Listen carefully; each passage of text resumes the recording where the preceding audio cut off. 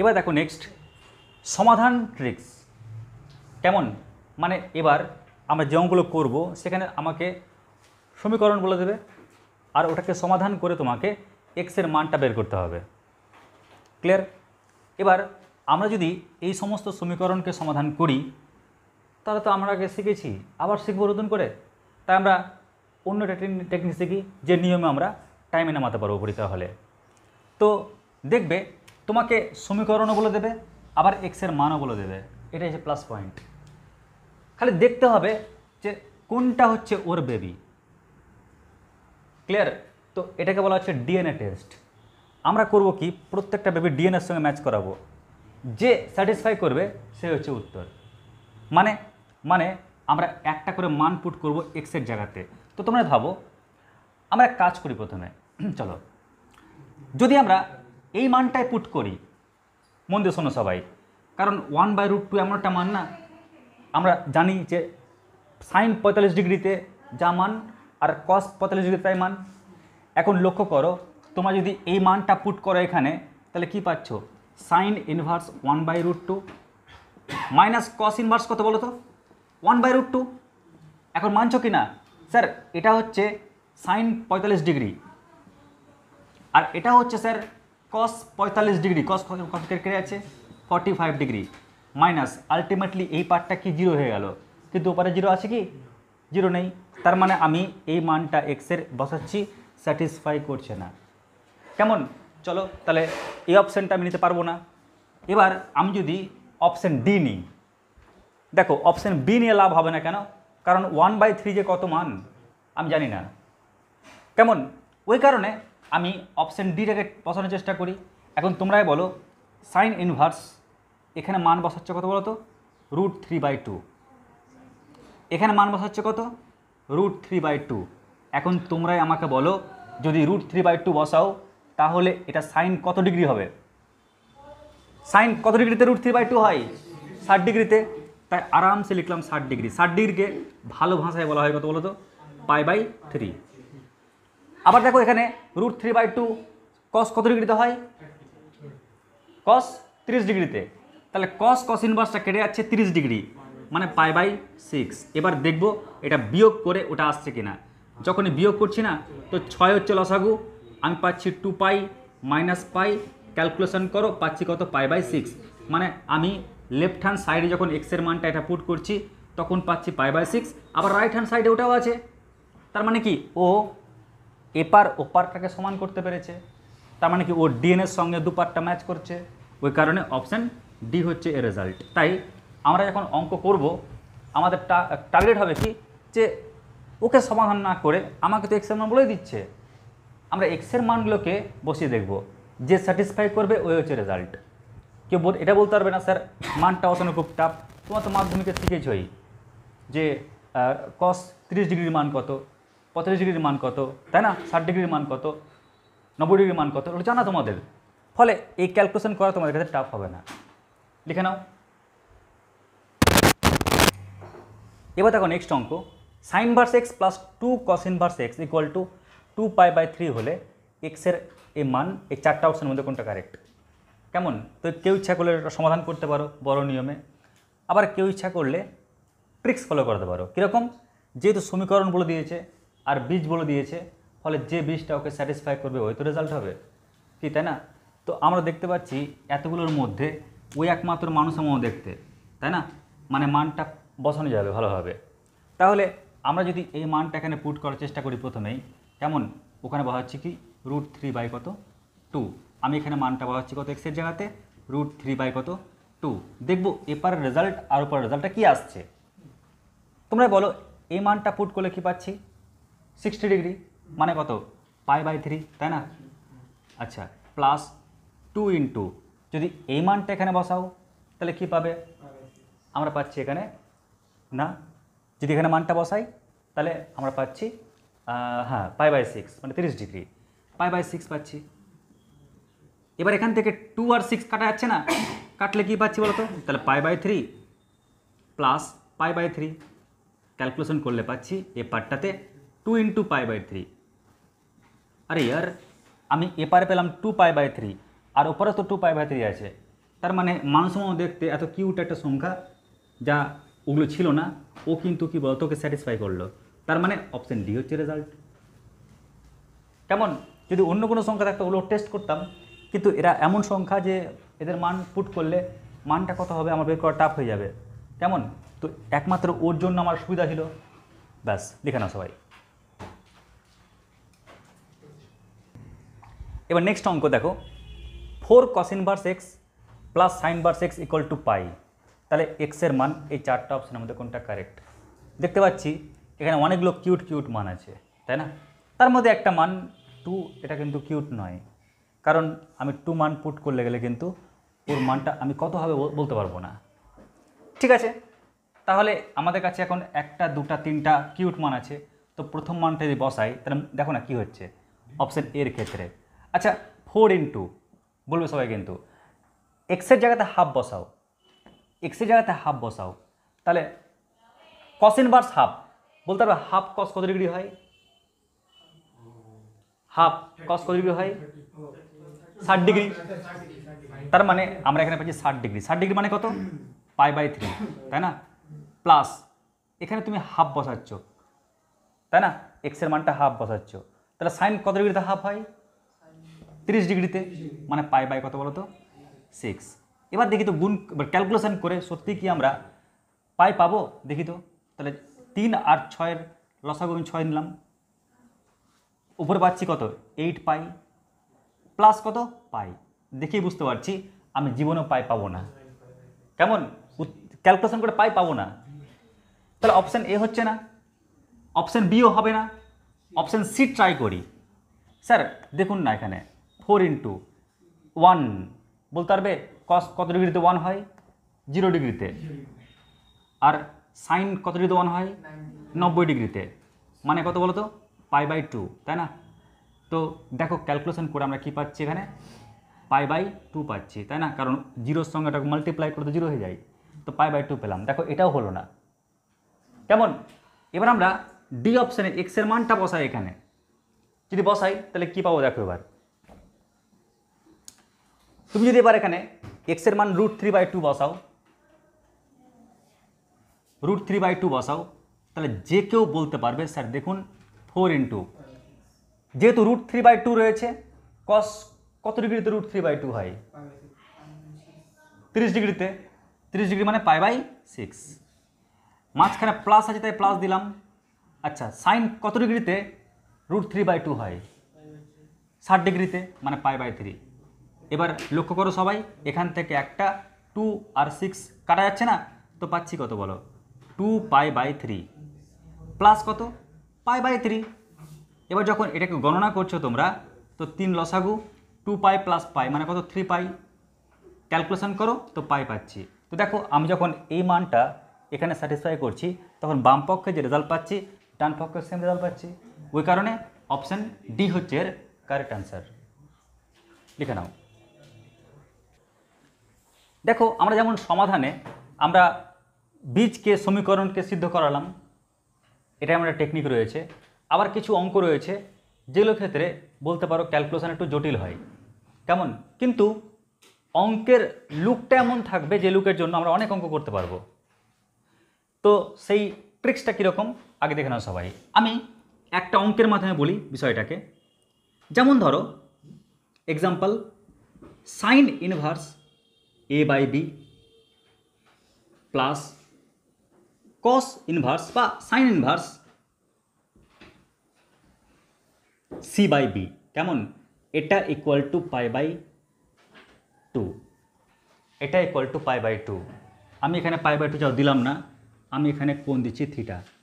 তাহলে আমি এখান থেকে দুটো শর্টকাট টেকনিক বের করতে পারবো। কেমন? তোমরা কি চেক করবে? চেক করবে যে অপারেটর একই আছে কি না, আর ওদের যে হরের যে পার্টটা একই আছে কি না। কেমন? তাহলে কি বললাম, তোমরা অপারেটর চেক করবে, এখানেও সাইন ভার্স ওখানে সাইন ভার্স। আর নাম্বার 2 কি চেক করবে? ওর হর আর ওর হরটা একই আছে কিনা। কেমন? যদি সেম থাকে না, তাহলে তাহলে সুন্দর করে একটা সমকোণী ত্রিভুজ আঁকবে, সুন্দর করে সমকোণী ত্রিভুজ আঁকবে। আর বলবে যে এ আর সি এটা হচ্ছে লম্ব আর ভূমি, আর বি হচ্ছে অতিভুজ, মানে হর অল টাইম অতিভুজ, আর এদের মধ্যে যে কোনো একটাকে লম্ব আর ভূমি করবে। ওকে লম্ব ওকে ভূমি করলে কোনো সমস্যা হতো না, বা একে লম্ব আর ওকে ভূমি করলে কোনো সমস্যা নেই, বাট অতিভুজ কিন্তু অল টাইম কী হবে, হর হবে। কেমন? ব্যাস। তো এক্ষেত্রে না থিটার মানটা অল টাইম 90 ডিগ্রি হবে। কেমন? অল টাইম 90 ডিগ্রি হবে। তো এরকম যদি অঙ্ক থাকে তাহলে আমরা এক চান্সে একটা শর্ত প্রয়োগ করতে পারি, কি অতিভুজ ইকুয়াল আন্ডার রুট অফ লম্ব স্কোয়ার প্লাস কী বলতো ভূমি স্কোয়ার। কী বললাম? অতিভুজ ইকুয়াল মানে কি, ভূমিটা তো অতিভুজ বলছি আমরা এখানে, অতিভুজ ইকুয়াল আন্ডার রুট অফ কী বললাম, লম্ব স্কোয়ার প্লাস ভূমি স্কোয়ার। কেউ যদি এই নিয়মটা, এই থটটা, এই টেকনিক অ্যাপ্লাই করতে পারে তাহলে বড় বড় অঙ্কগুলো অনেক সহজ হয়ে যাবে। যেমন দেখো সবাই, কেউ টুকবে না, দেখে না সবাই, আমরা এখানে কস ইনভার্স আর কস ইনভার্সটাকে একই দেখতে পেয়েছি, আর এখানে হটটাকেও একই দেখতে পেয়েছি, আর এখানে কোনটাও কত আছে বলো তো 90 ডিগ্রি, সব কিছু ম্যাচ করে গেছে একদম। তাহলে আমরা কি করব, সুন্দর করে একটা সমকোণী ত্রিভুজ আঁকবো আর বলবো যে হরটা হচ্ছে কি ভূমি ও অতিভুজ, যে কোনো একটাকে লম্ব বানাই, যে কোনো একটাকে আমি ভূমি বানাই। কেমন? আর যখন বানানো কমপ্লিট হয়ে গেল না, পিথাগোরাস উপপাদ্য প্রয়োগ করো, এক চান্সে উত্তর। মানে দেখো এক্স ইকুয়াল টু কি লিখবো বলতো, X equal to under root of ভূমি স্কোয়ার প্লাস কত লম্ব স্কোয়ার প্লাস ভূমি স্কোয়ার। বলো ক্যালকুলেশন কত পাচ্ছি, রুট ওভার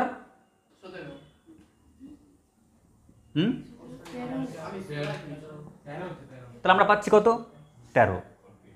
ক্লিয়ার? লিখে নাও।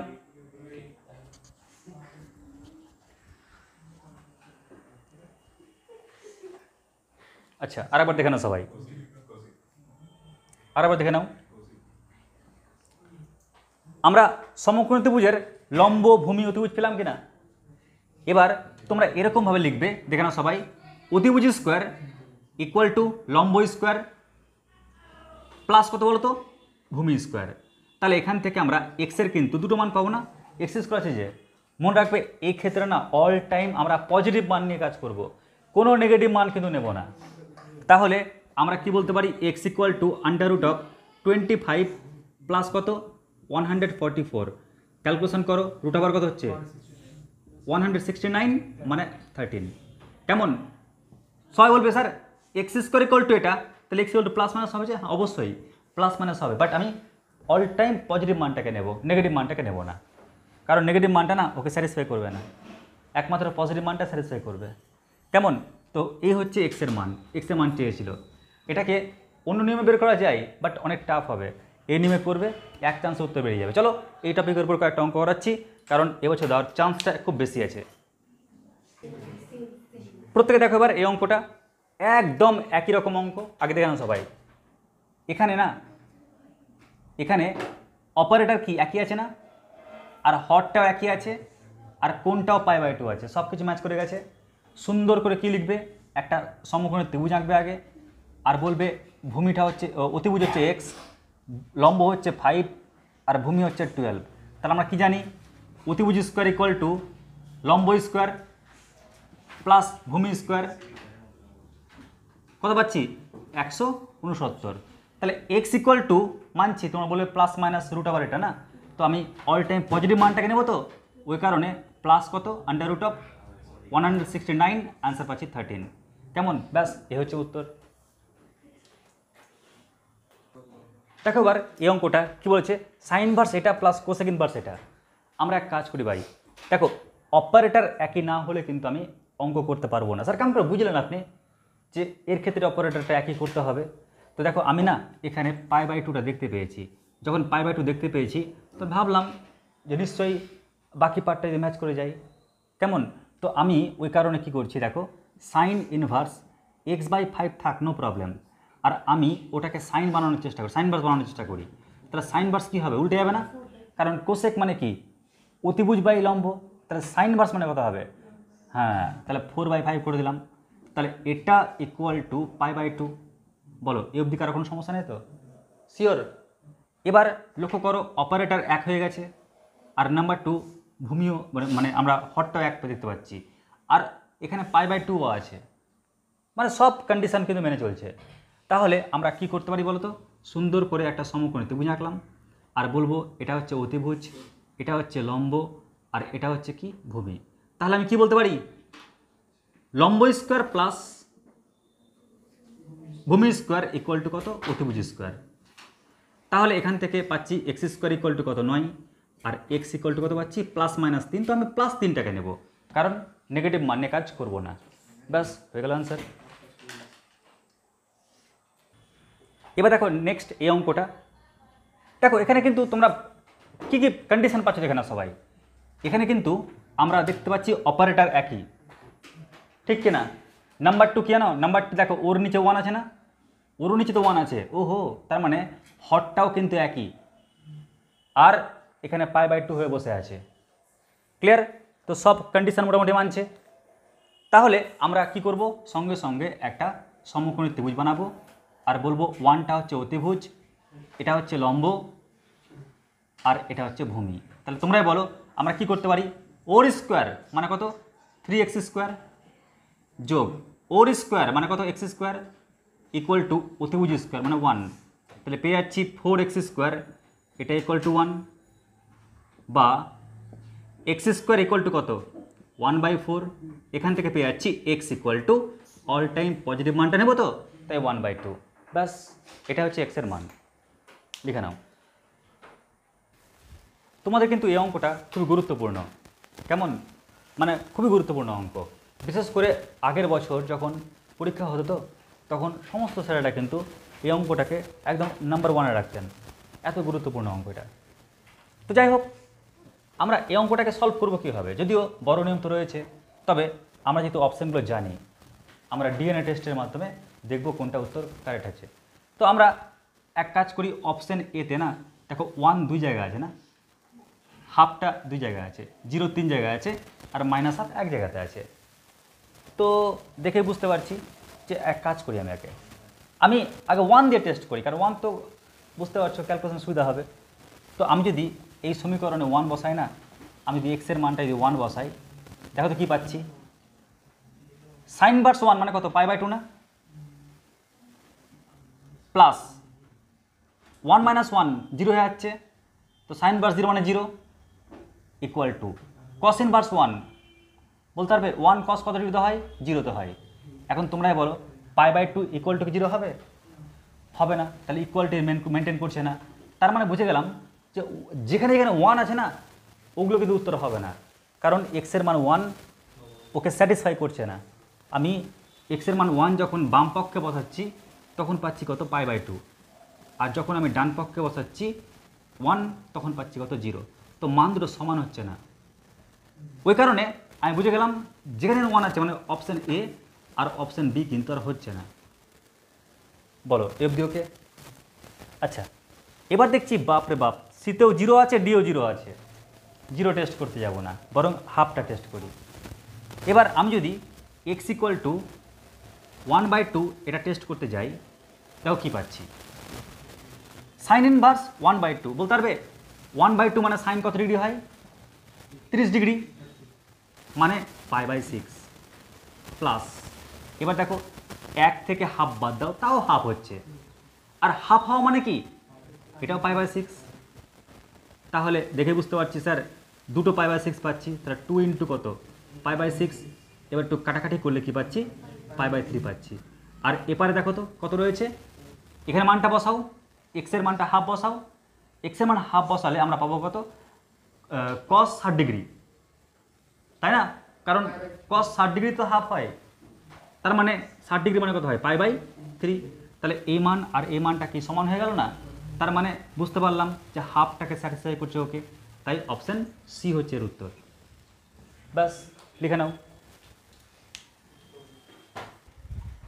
এবার দেখো next, sine inverse x plus sine inverse y equal to pi. তাহলে এর মানটা কত হবে? এখন তোমরাই বলো যে আমি এখানে এক্সের মানটা কি বসাবো ওয়াইয়ের মানটা কি বসাবো, যে বসালে গেলে আলটিমেটলি কী বলতো ওদের যে যোগফল সেটা পাই পাবো। গুড, তাহলে আমি বুঝে গেলাম স্যার আমি যদি ওর মানটা না যদি 90 ডিগ্রি পাই আর ওরও মান যদি 90 ডিগ্রি পাই, তার 90 ডিগ্রি আর 90 ডিগ্রি যোগ করলে কি পাই পেয়ে যাবো, আমি 180 ডিগ্রি পেয়ে যাবো। তো এখানে এক্সের মানটা কত পুট করতে হবে? 1, ঠিক কিনা? কারণ একমাত্র সাইন π/2 মানে কত হয়? 1ই তো হয়। একই রকমভাবে এখানে ওয়াইয়ের মান কি পুট করবো? 1। ক্লিয়ার? তাহলে বুঝে গেলাম স্যার এক্সের মান আপনি 1 পুট করুন, ওয়াইয়ের মান 1 পুট করুন, তাহলে এখানে পাচ্ছেন আপনি π/2, এখানেও পাচ্ছেন π/2, যোগ করলে পাই হয়ে যাচ্ছে, স্যাটিসফাই করছে। যখনই এক্সের মান ওয়াইয়ের মানটা পেয়ে গেলাম না, মানটা এখানে বসা এবার, তাহলে কি পাচ্ছি বলো তো? 1 পাওয়ার 100 মানে 1, 1 পাওয়ার 100 মানে 1, অ্যান্সার করতে পারছি 2। ব্যাস হয়ে গেল আনসার। এবার দেখো সবাই নেক্সট অঙ্ক, sine inverse x plus sine inverse Y plus sine inverse Z সমান 3π/2। তাহলে এর মান কি হবে? একদম আগের অঙ্কের মতো ভেবে নাও না। ধরে নাও এটা হচ্ছে কত? π/2। ধরে নাও এটা হচ্ছে π/2 আর এটা হচ্ছে π/2। যদি তিনটাই π/2 হয় না, তো তিনটাকে যোগ করো, তাহলে কি পাচ্ছ? 3π/2 পেয়ে যাচ্ছ, ঠিক কিনা?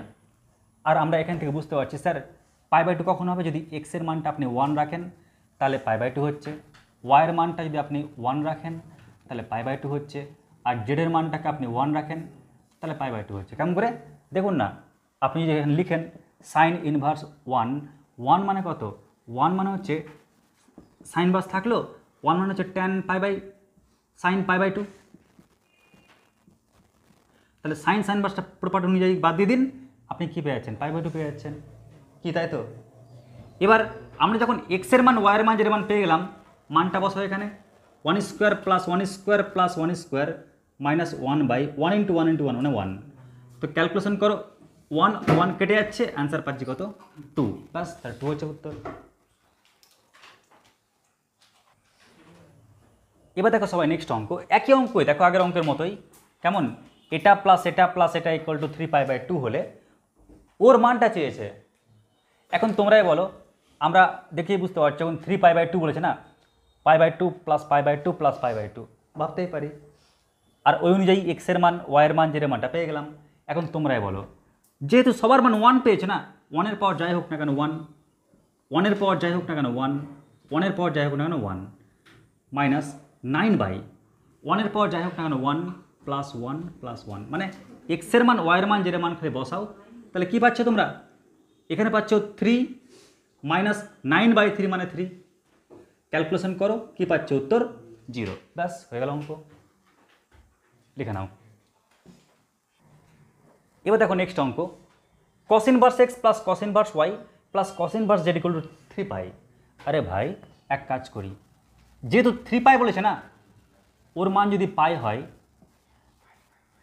এর মান যদি এই কোনটা যদি পাই হয় আর এই কোনটা যদি পাই হয়, তাহলে এই 3টা পাই যদি যোগ করি তাহলে কি পাবো? 3π পাবো না?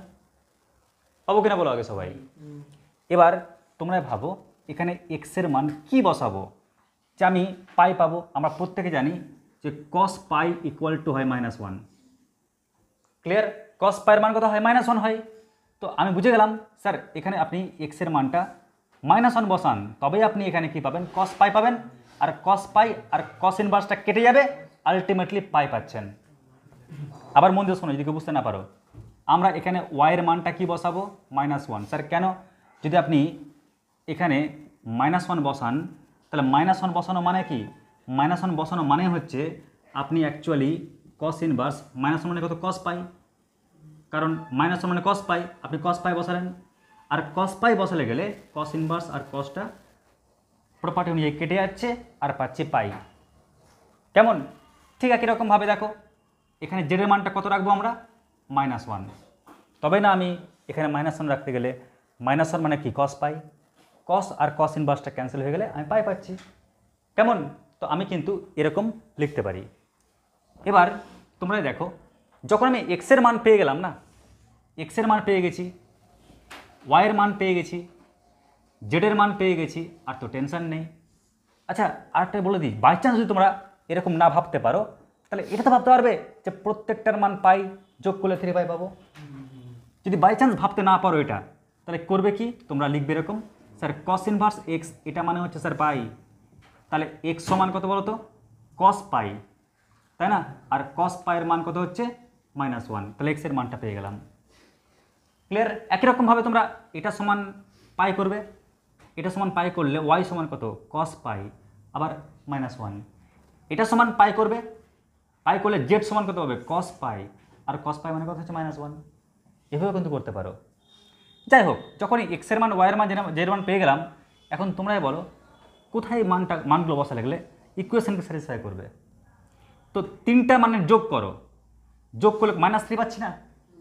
তো আমি যদি এখানে মানটা বসানোর চেষ্টা করি, এক্সের মান -1, ওয়াইয়ের মান -1, জেডের মান -1, আর অলরেডি +3 রয়েছে, ক্যালকুলেশন করো, 0 পেয়ে যাচ্ছ, তার মানে অপশান সি হচ্ছে এর কারেক্ট উত্তর।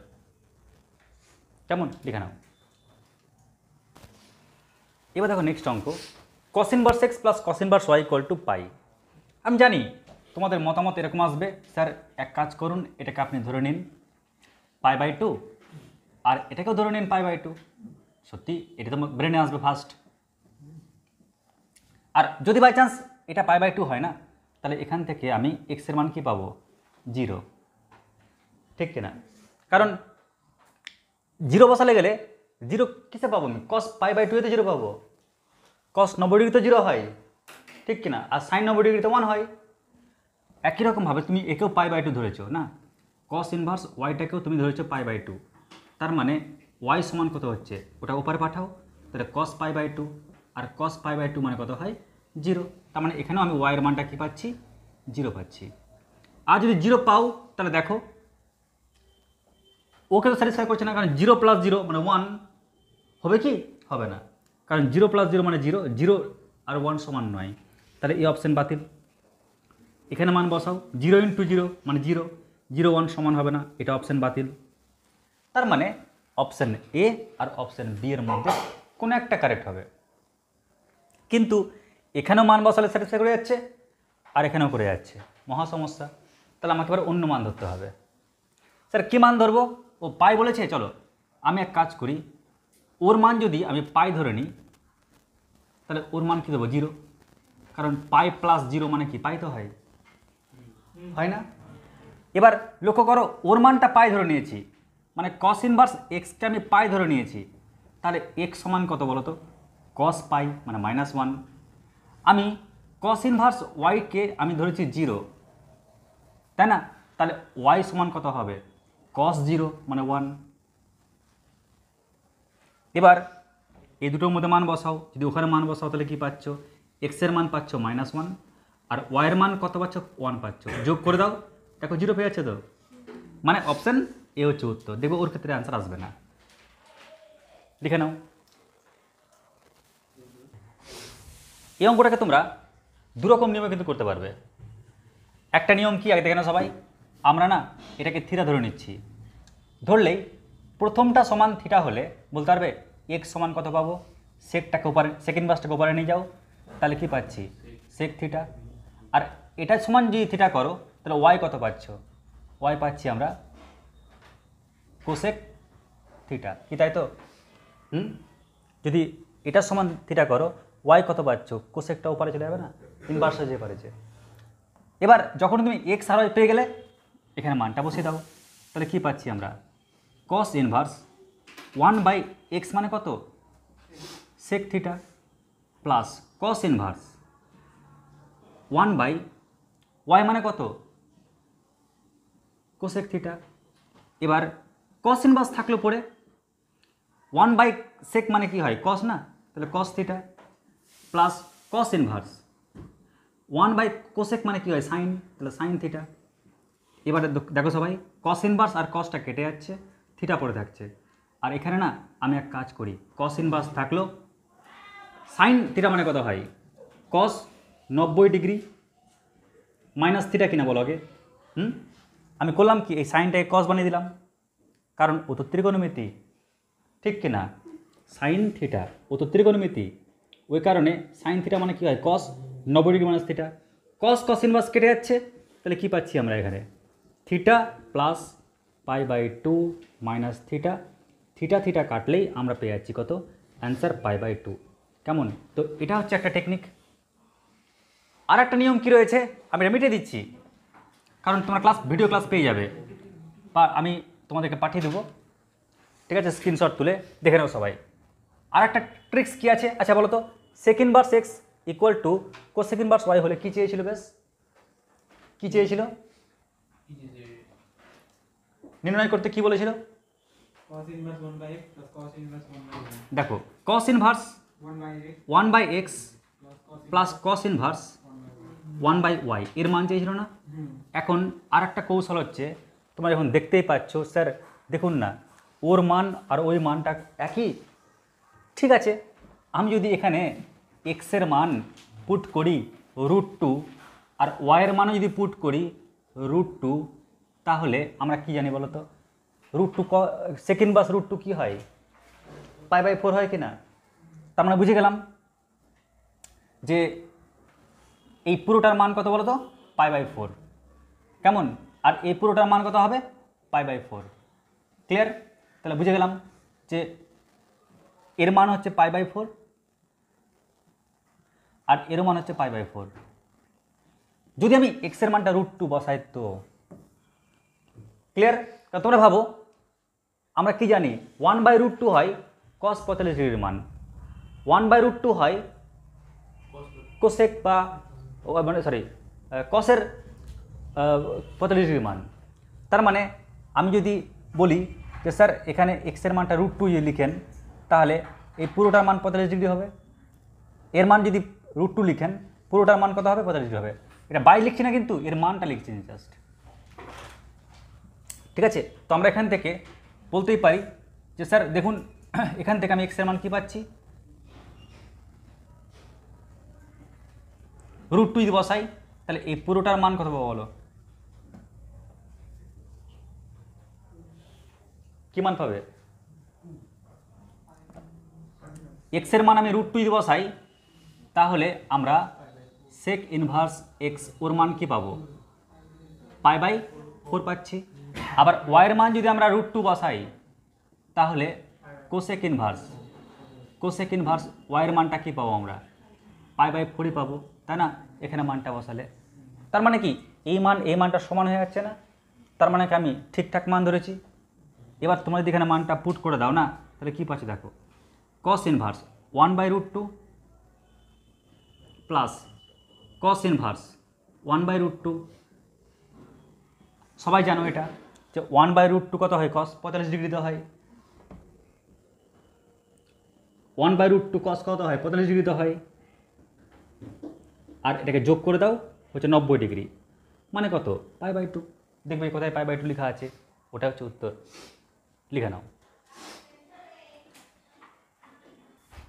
এবার দেখো নেক্সট অঙ্ক এইটা কেমন সমাধান বলতে পারো এই টপিকের উপর। এবার লাস্ট অঙ্ক, তারপর আমরা চলে যাবো অন্য টপিকে।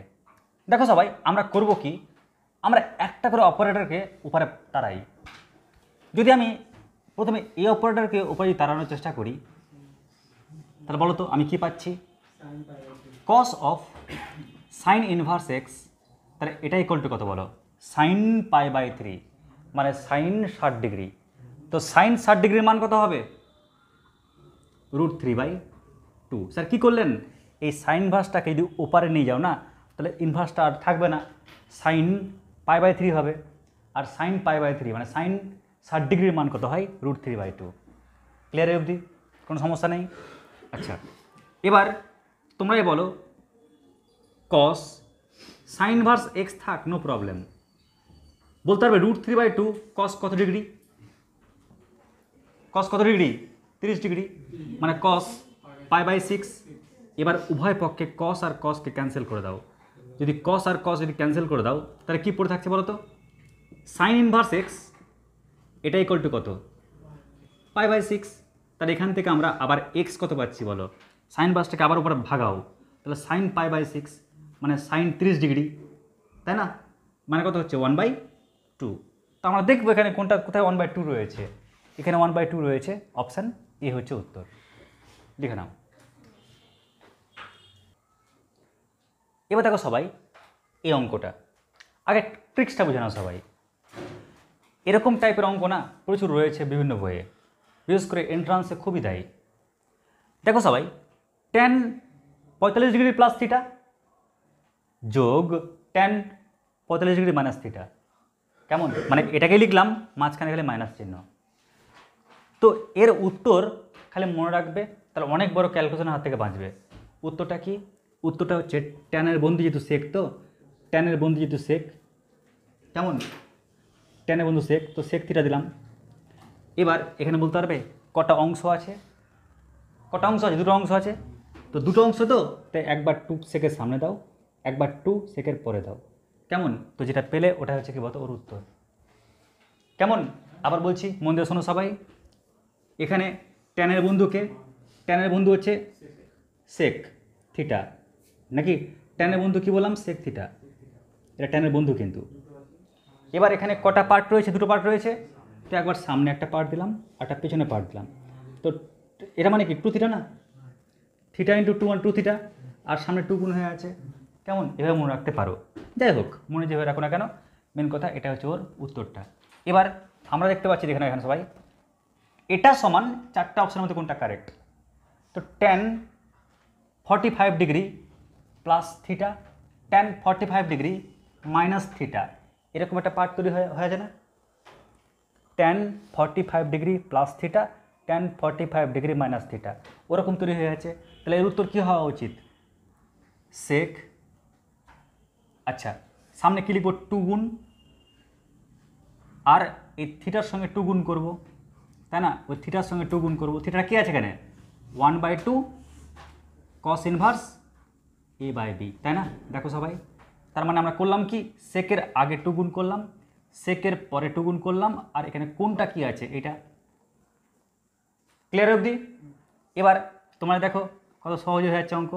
2 সেক থাকলো, 2 কেটে যাচ্ছে না? তাহলে কী পড়ে থাকছে? cos ইনভার্স a/b, ওকে তুমি বানিয়ে ফেলো সেক। তাহলে সেক ইনভার্স কী হচ্ছে বলো তো? b/a, ঠিক কিনা? কারণ আমাকে তো কাটাকাটি করতে হবে না, এখানে সেক আছে, ওখানে কস আছে, তাই করলাম কি কস ইনভার্স। কস মানে কি হয় বলো তো? ভূমি বাই অতিভুজ। আর সেক ইনভার্স মানে কি হয়? অতিভুজ বাই ভূমি। এবার এখান থেকে সেক ইনভার্স যদি কেটে যায়, তাহলে কী পেয়ে যাচ্ছি বলো তো? 2 ইন্টু b/a, তার মানে অপশান এ হচ্ছে কারেক্ট উত্তর। লিখে নাও। দেখো সবাই এবার tan 45 degree plus theta, tan 45 degree minus theta, তার মানে কি ওর সঙ্গে ম্যাচ করে গেছে না? ম্যাচ করার জন্য আমি কি বলতে পারি? ওর উত্তর কী হয় বলো তো? 2 সেক। এবার না ওর কোণের সঙ্গে আমি 2 গুণ করব, 2 মাল্টিপ্লাই করব, কার সঙ্গে বলো তো? এই কোণটার সঙ্গে, থিটার সঙ্গে। থিটাটা কী পেয়েছি এখানে? 1/2 cos ইনভার্স x। এবার লক্ষ্য করো, 2 থাকলো পড়ে, সেক থাকলো পড়ে, 2 কেটে যাচ্ছে, কী পড়ে থাকছে এখানে? cos inverse x। ওকে সেক ইনভার্স বানাও, তাহলে সেক ইনভার্স কী পাচ্ছি? 1/x পেয়ে যাচ্ছি না? কারণ cos ইনভার্স মানে cos মানে কি? ভূমি বাই অতিভুজ, আর সেক মানে কি? অতিভুজ বাই ভূমি। তাহলে সেক আর সেক ইনভার্সটা ক্যান্সেল হয়ে যাচ্ছে, তাহলে কী পড়ে থাকছে বলো? 2/x, তার মানে অপশন সি হচ্ছে কারেক্ট উত্তর।